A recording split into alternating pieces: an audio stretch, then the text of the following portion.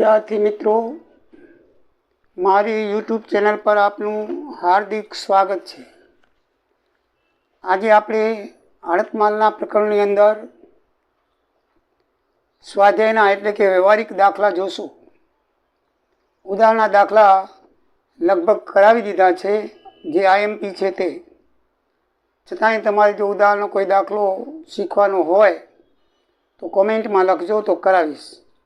હવે મારી રીતે જે ઇમ્પોર્ટન્ટ દાખલાઓ છે તે સ્વાધ્યાયના હું કરાવું છું। તો સૌથી પહેલાં આપણે દાખલા નંબર 7 પેજ નંબર 233 રકમ તમારે તમારા પાઠ્યપુસ્તકમાં જોવાની રહેશે। પાન નંબર 233 ખોલો અને સ્વાધ્યાયનો દાખલો 7મો છે। એની અંદર આપણે જે ઉદાહરણ છેલ્લે 13 જોયું એની અંદર ભરતીયા કિંમત મૂળ કિંમત આપેલી હતી અને ભરતીયા કિંમત આપણે શોધવાની હતી, બરાબર છે। 1500 રૂપિયા જેવી કંઈક મૂળ કિંમત આપેલી, 150 મૂળ કિંમત આપેલી હતી અને આપણે ભરતીયા કિંમત 200 શોધી હતી। આની અંદર તમને ભરતીયા કિંમત આપેલી છે ને મૂળ કિંમત શોધવાની છે। હું 4 રીતના દાખલા તમને શીખવાડીશ। મેં 4 તમને મુદ્દા આપ્યા હતા કે સેમ મૂળ કિંમત ભરતીયા કિંમત અને ભરતીયા કિંમતથી મૂળ કિંમતથી ભરતીયા કિંમત સેમના ઉદાહરણ આપણે 9-10 જોઈ ગયા। બંનેના મૂળ કિંમત ઉપર મૂળ કિંમત કેમ શું થાય, ભરતીયા કિંમત ઉપર ભરતીયા કેમ શું થાય, ટકા કરી રાખવાના। અને ઉદાહરણ નંબર 13 જોયું, એમાં હતું મૂળ કિંમત આપેલી હતી અને ભરતીયા કિંમત ઉપર ટકા હતા, અને આની અંદર ભરતીયા કિંમત આપેલી છે મૂળ કિંમત ઉપર ટકા છે। એટલે 4 પ્રકારની આપણે ઉદાહરણ થઈ ગયા, દાખલા થઈ ગયા। એટલે હવે કોઈ પણ પ્રકારે દાખલો તમને પૂછાય તો ભરતીયા કિંમતને મૂળ કિંમત કાઢવામાં તમને મુશ્કેલી પડવી જોઈએ નહીં। તો ચલો મિત્રો, દાખલા નંબર 7, રાજકોટના રાજીવે સુરતના સંજીવને તારીખ 1/4/10 રોજ 20 ટીવી સેટ દરેક ₹10,000ની ભરતીયા કિંમતે વેચ્યો। ધ્યાન રાખજો, દાખલામાં હંમેશા ભરતીયા કિંમત લખવાની હોય છે। જો મૂળ કિંમત આપેલી હોય તો ભરતીયા કિંમત શોધીને પછી આપણે લખવી પડે છે। આ દાખલામાં ભરતીયા કિંમત આપેલી છે એટલે ડાયરેક્ટ સીધી લખી નાખવાની છે, શોધવાની છે જ નહીં। ચોખ્ખું લખેલું છે કે ભરતીયા કિંમતે। યાદ રાખજો, ઉદાહરણ નંબર 13ની અંદર આજે આપણે જોયું હતું એની અંદર મૂળ કિંમત આપેલી હતી, ભરતીયા કિંમત નહોતી આપેલી, એટલે મૂળ કિંમત ઉપરથી આપણે ભરતીયા કિંમત શોધી અને પછી આપણે અહીંયા લખેલું હતું। જ્યારે આ દાખલામાં ડાયરેક્ટ સીધા લખી નાખેલા। તમને એમ થાય કે આમાં ગણતરી કરી હતી ને આમાં કેમ ગણતરી ન કરી? આમાં ગણતરી ન કરી એટલા માટે કે ભરતીયા કિંમત આપણને આપી દીધેલી છે, અને આડતમાલમાં હંમેશા આપણે જે ભરતીયા કિંમતે અને મૂળ કિંમતે દાખલા ગણતા હોઈએ તો આપણે હંમેશા ભરતીયા કિંમત લખવાની હોય છે। આપણે જ્યારે એને ભરતીઓ મોકલીને એટલે ભરતીયા કિંમત કહેવાય, ભરતીઓ મોકલી એટલે ભરતીયા કિંમતે માલ એને મોકલાવી મૂળ કિંમત ઉપર નફો ચડાવીને, બરાબર છે। એટલે આની અંદર 10,000ની કિંમતના 20 ટીવી મોકલ્યા એટલે 2 લાખ રૂપિયા આડત પર મોકલાવેલ માલ। તો તફાવત કેટલો?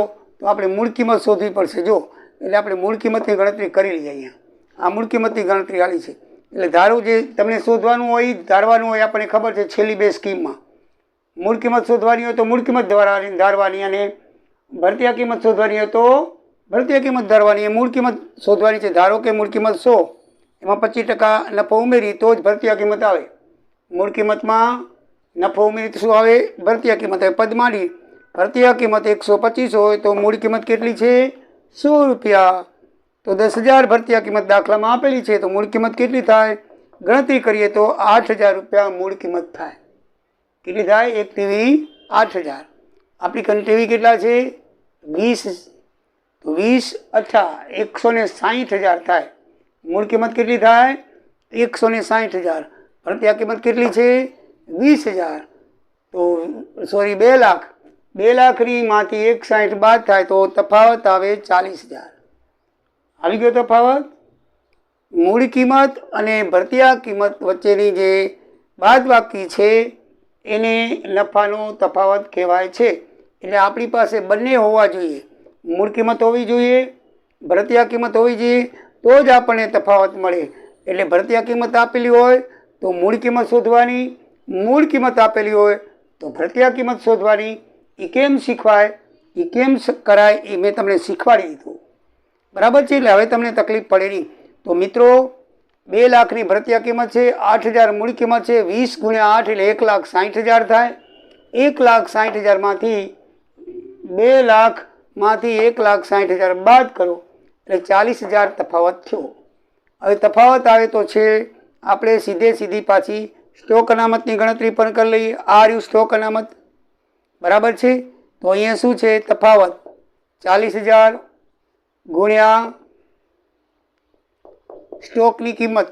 સ્ટોક કેટલો છે તો આપણે ગણતરી કરીએ તો સ્ટોક આપણી કને કેટલો છે તો આ અહીંયા છે. આપણે 20 ટીવી મોકલાવ્યા હતા. કેટલા ટીવી મોકલાવ્યા હતા? 20. વેચાઈ ગયા 15 ને 1 પામ્યું નુકસાન એટલે 16 ગયા. 20માંથી 16 જાય એટલે 4 ટીવીનો સ્ટોક છે.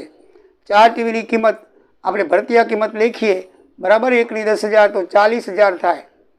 એટલે આ છે તફાવત, આ છે ભરતીયા કિંમત, આખરનો સ્ટોક, અને આ છે મોકલાવેલ સ્ટોક. આપણે સૂત્ર છે એ જ કિંમત. શું? તફાવત ગુણ્યા વધેલ સ્ટોક એની કિંમત. તફાવત ગુણ્યા વધેલ સ્ટોક. 4 ટીવી વધ્યા. આખરનો સ્ટોક છે ને, આખરનો સ્ટોક લેવાનો. શું લેવાનો? આ રહ્યો આખરનો સ્ટોક ખર્ચા વગરનો. શું લેવાનો? આખરનો સ્ટોક ખર્ચાવાનો. આખરનો સ્ટોક 4 ટીવી છે, 1,000 10,000 થાય એટલે 40,000. આ ખર્ચા નહીં, પ્રમાણિત ખર્ચ વગરનો લેવાનો છે. તમને મેં શીખવાડેલું છે, તમને યાદ છે. સ્ટોક અનામત બરાબર તફાવત ગુણ્યા આખરનો સ્ટોક ખર્ચા વગરનો ભાગ્યા મોકલાવેલ માલ ભરતીયા કિંમતે. છેદ ઉડાડી દો. 8,000 રૂપિયા આવશે. કેટલી આવશે અનામત? 8,000 રૂપિયા. મિત્રો સમજાઈ ગયું? ભરતીયા કિંમત, તફાવત અને સ્ટોક અનામત સમજાઈ ગયું ને? બરાબર છે. તો સમજાઈ ગઈ હોય આઈટમ આપણે રાઈટ કરતા જઈએ.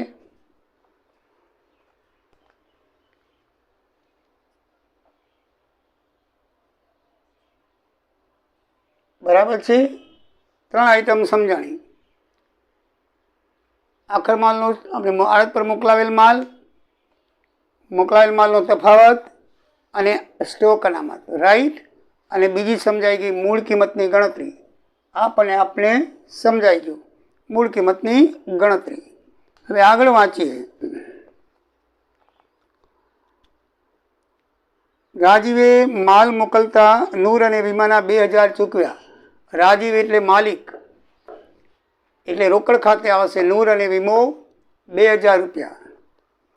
પછી લખી છે 1 લાખની 4 માસની ઊંડી 1/4/9 રોજ લખી હતી, પણ એને 4/5 રોજ બેંકમાં વટાવી 12% દરે. મિત્રો આ બાબત બહુ ધ્યાનમાં રાખજો. ઊંડી લખ્યા તારીખ અને ક્યારે વટાવે છે એ બરાબર તારીખ 2 ધ્યાનમાં જ રાખવાની. જો વટાવે તારીખ ન આપેલી હોય તો 4 મહિનાનું પૂરું લખવાનું, કારણ કે તો એને 4 મહિના પછી વટાવેલી છે એમ જ આપણે અગાઉના દાખલામાં જોયું હતું. પણ આમાં તારીખ લખી છે કે જો 1/4/9 અને વટાવી 4/5 એટલે મહિના પછી તરત વટાવી લીધી છે.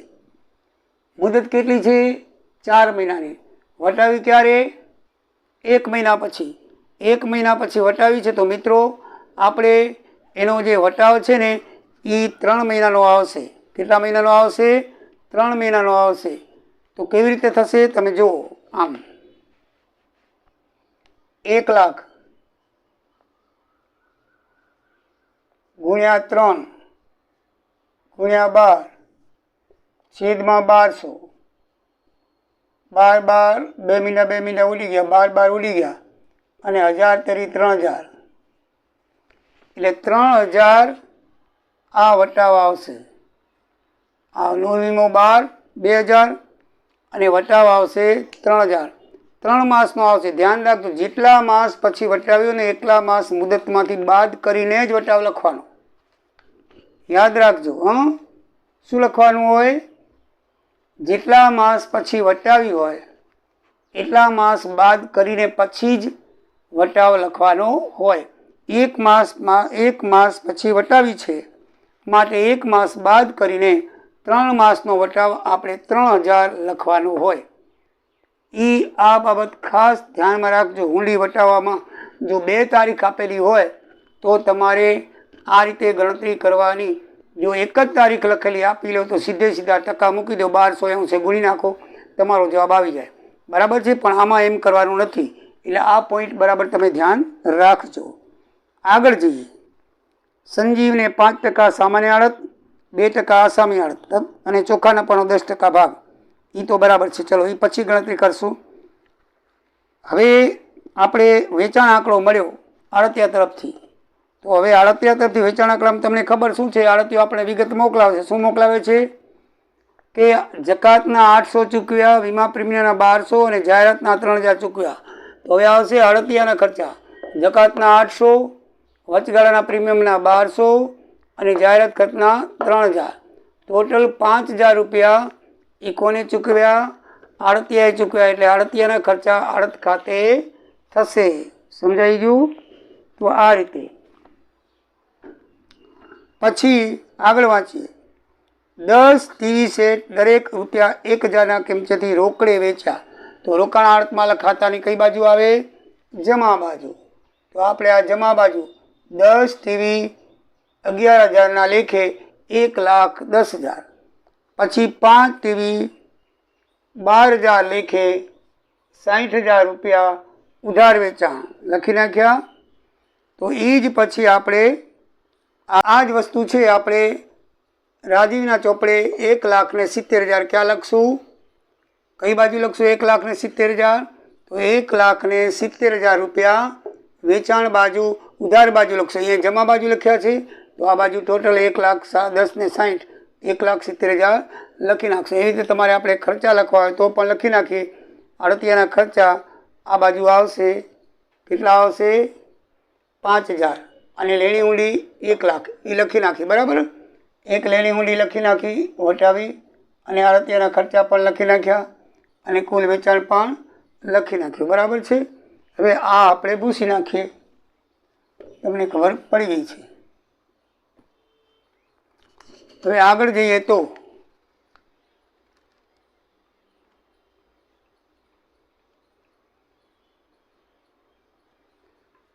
એને લખ્યું છે કે મફતલાલ નાદાર જાહેર થયા, તેની પાસેથી 80 રૂપિયા લેખે આખરી ડિવિડન્ડ વસૂલ થઈ શક્યું. એટલે મફતલાલ નાદાર જાહેર થયા. આ માલ છે ને મફતલાલને વેચે તો ઉધાર.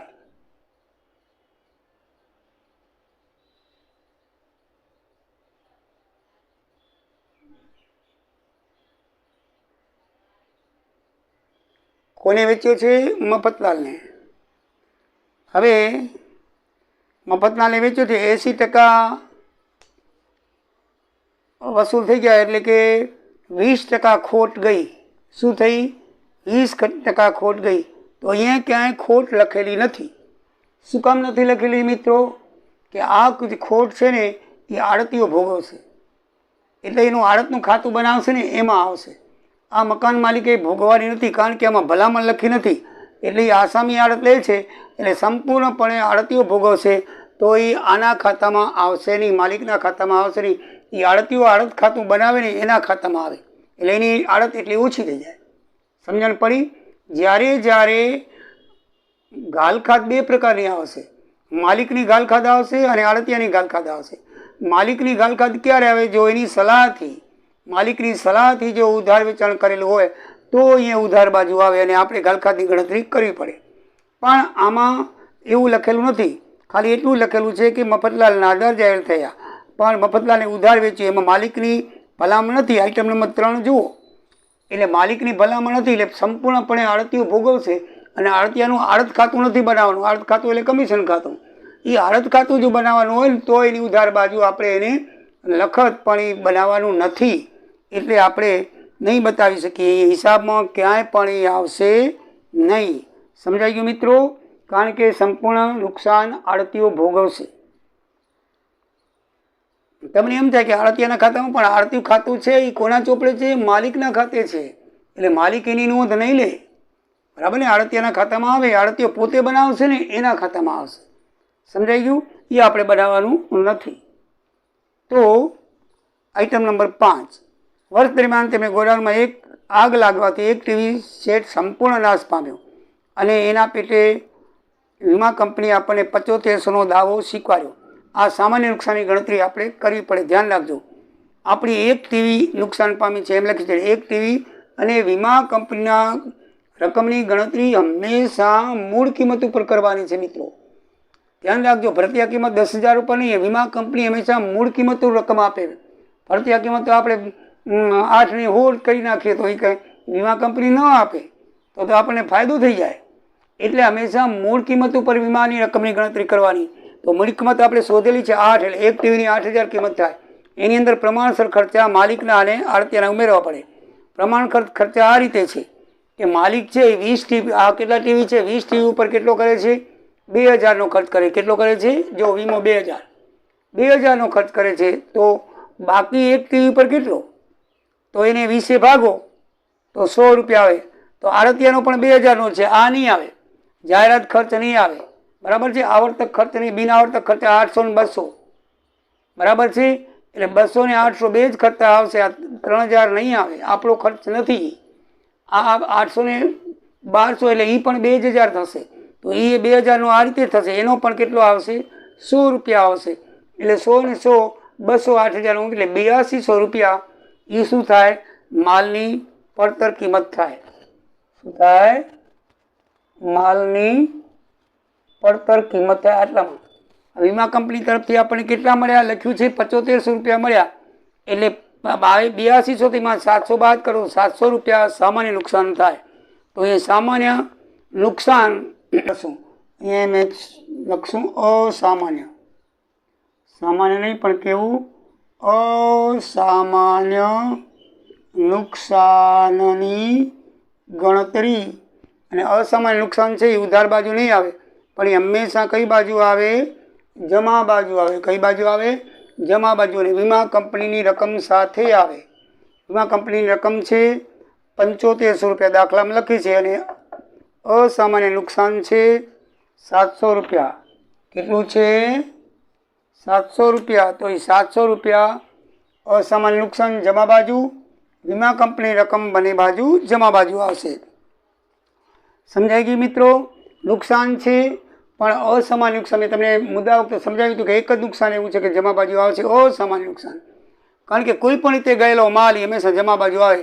વેચાણની રીતે ગયેલો હોય, કોઈ પણ નુકસાન હોય, કોઈ પણ જાહેરાત હોય, કોઈ પણ ચોરી થઈ ગયેલો માલ હોય, આડતિયા લઈ લીધેલો માલ હોય, કોઈ પણ રીતે ગયેલો માલ, મોકલાવેલો માલ અને કોઈ પણ રીતે ગયેલો માલ, એ બધોય માલ આર્ત માલ ખાતાની જમા બાજુ હોય. ભલે નુકસાન થઈ ગયો હોય તોય પણ માલ ખાતાની જમા બાજુ જ આવશે. એટલું ધ્યાન રાખવું. આ બાજુ ફક્ત પરત માલ આવે, બાકી કાંઈ આવે નહીં. અહીંયા માલ મોકલો ને માલ પરત હોય તો આ બાજુ લખવાનું. બાકી બધુંય શું લખવાનું આવશે? જમા બાજુ લખવાનું આવશે. સમજાઈ ગયું મિત્રો? હવે આગળ જોઈએ તો 6થો મુદ્દો. નહીં વેચાયેલી ટીવીનું સ્ટેટને નુકસાન થયેલી 1300 રૂપિયા સમારકામ ખર્ચ થવાનો અંદાજ છે. 1300 રૂપિયા સમારકામ ખર્ચનો અંદાજ છે. તો હવે આપણે આખરના સ્ટોકની ગણતરી કરી લઈએ. 4 ટીવી વધ્યા નહીં તો ગણતરી કરી કે 20 ટીવી હતા, 15 વેચાણા, 1 બગડી ગયો, 16 ગયા, એટલે 4 વધ્યા. 4ની ભરતીયા કિંમત 40,000 થાય. એમાં પ્રમાણસર ખર્ચ, તો પ્રમાણસર ખર્ચ કેટલો છે? 400 રૂપિયા. કેટલો છે? 400 રૂપિયા. કઈ રીતે 400 રૂપિયા આવ્યા? તો જો 20 ટીવી ઉપર 2,000, તો 4 ટીવી ઉપર કેટલા? 20 ટીવી ઉપર કેટલો છે? 2,000 ખર્ચ છે. તો કેટલા ટીવી છે આપણી પાસે? 4. તો 4 ટીવી પર કેટલા? તો 20 ભાગ્યા આ રીતે 20,000 પહેલું પદ નીચે કરી ઉડાડી દઈએ તો 400 રૂપિયા થાય. કેટલા થાય? 400. અને આડતિયાનો પણ પ્રમાણસર ખર્ચ 2,000 છે, એટલે એની ગણતરી કરશું તો એ પણ કેટલો આવશે? 400 જ આવશે. આ 3,000 નહીં લેખાય, આટલા જ લેખાશે આ બે. એટલે બંનેના પ્રમાણસર ખર્ચ 400 થશે. એટલે 40,800 ખર્ચ થાય. એમાંથી મેં તમને કીધું હતું જ્યારે અગત્યના મુદ્દા હોય તો કોઈ પણ સમારકામ ખર્ચ હોય ત્યારે આખાર માલના સ્ટોકની ગણતરી કરતી વખતે હંમેશા બાદ કરવાનું. તો 1300 રૂપિયા બાદ કરો એટલે 39,500 ચોખ્ખો આખર સ્ટોક વધે. મિત્રો, આખરના સ્ટોકની કિંમત કેવી રીતે ગણતરી થાય કે જે એકમ વધ્યા હોય એ એકમને તમે ભરતીયા કિંમતે ગુણી નાખો અને પછી એની અંદર માલિકના અને આડતિયાના પ્રમાણસર ખર્ચ ઉમેરો અને જો સમારકામ ખર્ચ તો બાદ કરો. નહીંતર આ 40,800 એની આખરમાલના સ્ટોકની કિંમત આવે અને આ જો ખર્ચ આપેલો છે માટે બાદ કર્યો તો 39,500 છે એ આખરમાલના સ્ટોકની શું આવે? કિંમત આવે. હવે આ બાજુ આપણે આડતિયાના ખર્ચાની અંદર જો આડતમાલ ખાતાની અંદર એક આપણે ખાલી વેચાણ લેણી ઉડીને આડતમાલનો ખર્ચ એટલું લખ્યું. હવે આસામી આડત અને સામાન્ય આડત એ બે લખવાની રહી ગઈ છે. તો સામાન્ય આડત કેટલી આવે? 1,70,000નું વેચાણ છે એના 5% કરી નાખો એટલે 8500 આવે. અને ઉધાર વેચાણ ઉપર આસામી છે તો ઉધાર વેચાણ કેટલું છે? 60,000. એના ઉપર 2% કરી નાખો એટલે 1200 રૂપિયા આવે. આ બે આઈટમ પાછી સામે જમા બાજુ આડતિયાના ખાતામાં લખી નાખો. આડતિયાના ખાતામાં સામાન્ય 2500 લખી નાખ્યો. બરાબર છે. તો આટલી આઈટમ આપણને સમજાઈ ગઈ. જો એક એક વસ્તુ સમજતા જજો. બરાબર છે. હવે છેલ્લી વિગત લખવાની છે. આ બાજુનું તમે ટોટલ મારશો તો 2,57,700 થશે. એમાંથી તમે 2 લાખ અને 2,000, 3,000, 5,000, 8500, 1200 અને 8,000 આટલા બાદ કરશો એટલે નફો આવશે 30,000. કેટલો આવશે? 30,000. મિત્રો આનું ટોટલ કરજો 2,57,700 થશે. એમાંથી તમે આટલી રકમ બાદ કરજો આટલા સુધીની એટલે તૂટતી રકમ 30,000 આવશે. આ કહેવાશે નફો, સામાન્ય નફો કહેવાય. એના ઉપર 10% ભાગ આપવાનો છે. જો છેલ્લે લખ્યું છે એના ઉપર કેટલો ભાગ આપવાનો છે? 10%. તો 30,000ના 10% 3,000 થાય. આ 30,000ના 10 કેટલા થશે? 3,000 લખી નાખવાના અને આ કાઢી નાખવાના હોય. 30માંથી 3 જાય એટલે સામાન્ય નફો થઈ જશે 27,000 રૂપિયા. યાદ રાખજો નફા ઉપર ભાગ કેવી રીતે અપાય મેં તમને પહેલાં પણ શીખવાડેલું હતું. બરાબર છે. અને અત્યારે પણ શીખવાડી દઉં છું. તો ચોખ્ખા નફાના 10%. બરાબર છે. દાખલામાં ભાગ લખેલો હતો તો એક ભાગ એટલે આપણે ભાગ એક ધારવો પડ્યો હતો. બે પ્રકારે આપેલું હશે કે 1/8 ભાગે. આપણે જે ઉદાહરણ શીખ્યા ને એમાં તો 1/8 ભાગે 1/8 ભાગે આપે તો એક ભાગ ધારી એમાં 1/8 ઉમેરી દેવો. જે ભાગ ઉમેરીને પછી આને ગુણો તો આવશે.